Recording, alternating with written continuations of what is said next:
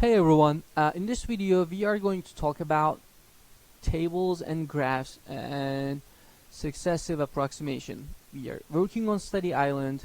You see the title over there. I'm not going to repeat the same thing again. So, let's start with question 1. It is about two functions and determining the y values by graphing them. Okay. So we know that two functions are equal, and we are going to figure out at what point, at what x values, the two functions are going to be the same. Okay, so the first way, like the actual way for this question is setting them up equal to each other. That's what it says over here. So if f of x and g of x are the same, then the right sides are the same, such as x squared minus 8 would be the same as x plus 4. Okay? And the way that I will do is going to be using Desmos, but I want to show you what the actual method is about. You gotta put all these together. If you have a second power, as we learned when we did quadratics and their graphs, you put all of them together on one side so that we have 0 on the other side. So minus x and minus 4 is what I will do. Subtract x from each side and subtract 4. These are cancelled out. Right side equals to 0. Left side, there is one x squared. There's no other x squared. So I just drop it down. There's there's this negative x. I don't see any other x values, so it doesn't have any like terms. Negative 8 minus 4, those are like terms. That's negative 12. So, and from this point, what we actually do, we break down. Let me just do this by hand, and then I will use Desmos for the other questions. So this one here is x times x. 12 is 4 times 3. For my students, this method should be something that you recall. For any other students, you may not know what's going on over here, so you might want to watch how to factor a quadratic on my channel if you want to get used to this method. It's way simpler than the textbook methods, by the way. So what I do is I try to end up with two numbers that are multiplied to negative 12, like negative 4 times positive 3. If I multiply these two, the answer is negative 12. And also if I add them together, so again, when I multiply them together, I want to end up with negative 12. If I add them together, plus 3 equals negative 1. I want to end up with this middle number, negative 1x. You don't need to see that negative 1. That still is the same. That means negative 1. So once you do that, you pair the first line, pair the second line. And then x minus 4, put them together, and then x plus 3 equals 0. Solve the first one. This is called zero product property. We had 1 or 2 IXL assignments about this property.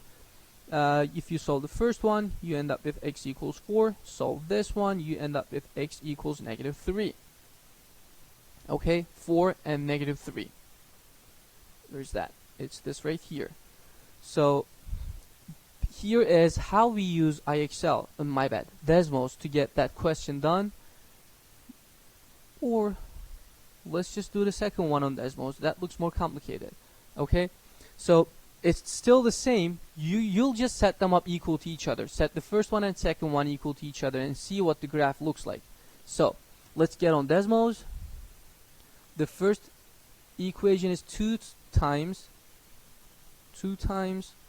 e to the power of x. I don't need that x equals. Okay, 2 times e to the power of x plus 1. It equals to, just a second, it equals to 1 over 2 times e to the power of x plus 5 over 2. Let me see if I did it wrong. Okay, they are right. Now, when you set these two equations up together, determine where f of x equals g of x by graphing. So the question is, at what point do these functions equal to each other? let's just zoom out.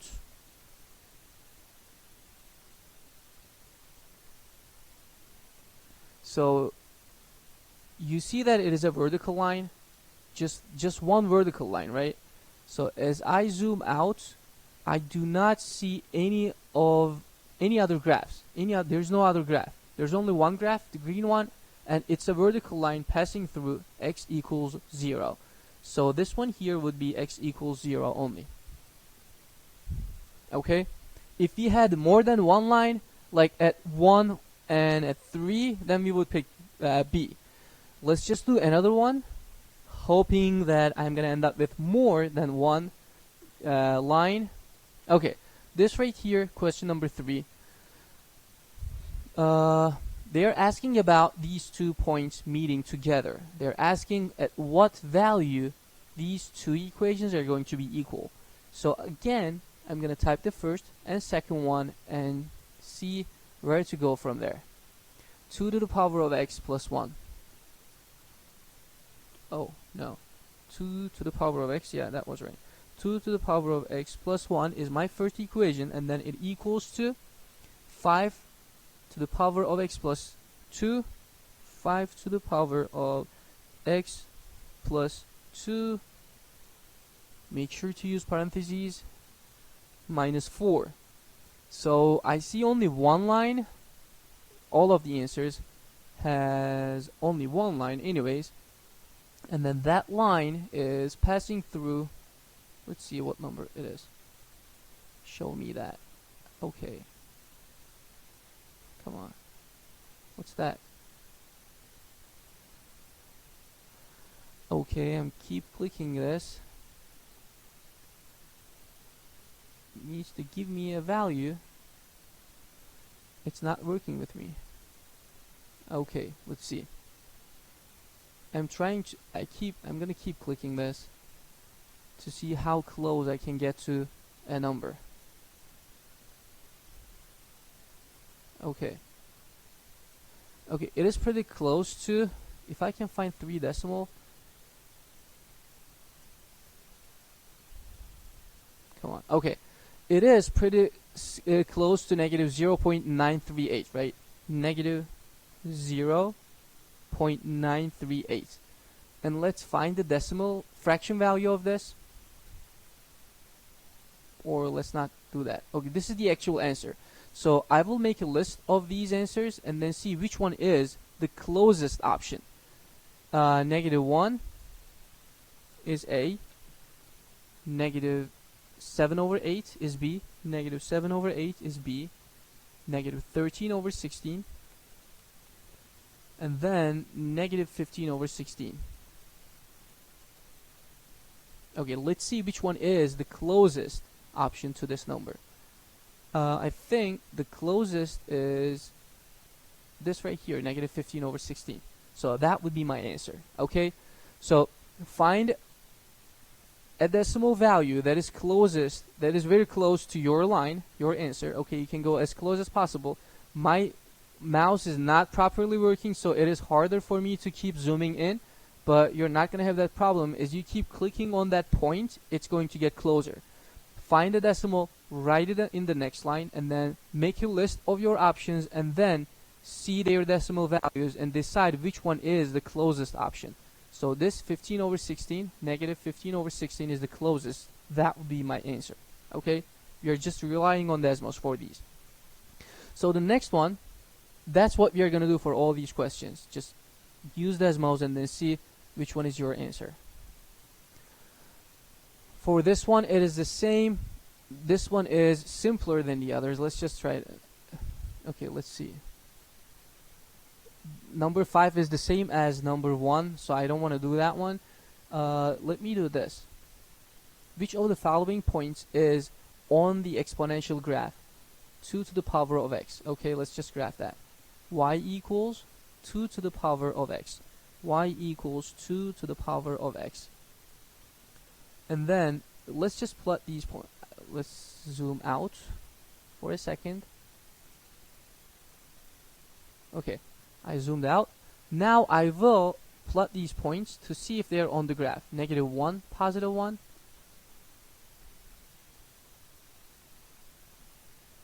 it's not on the graph, it's the red one. Okay, so my answer is not A, 0, 2, not on the graph. But if I plot it, it's easier to see. 3, 8 is going to be on the graph.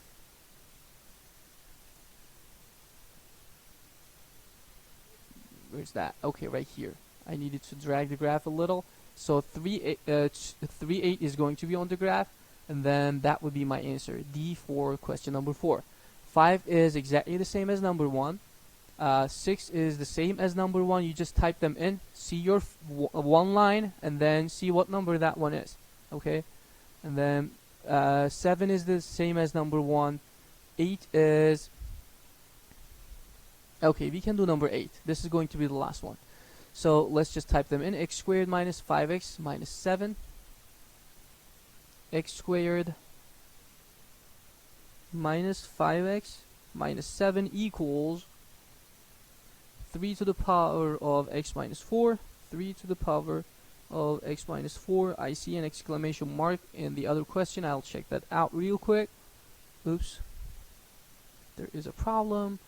3 to the power of x minus, let's just put that in the parentheses as I said before, x minus 4. If you're going to type multiple terms in the exponent, make sure to have that parentheses. Okay, so I set them up equal to each other. I see 3 lines, right? I thought I should have only saw one of them. Let's just zoom out and see what is going on. Okay. X equals 1 and 7.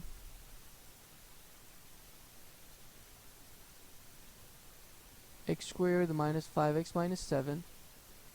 3 to the power of x minus 4 minus 10.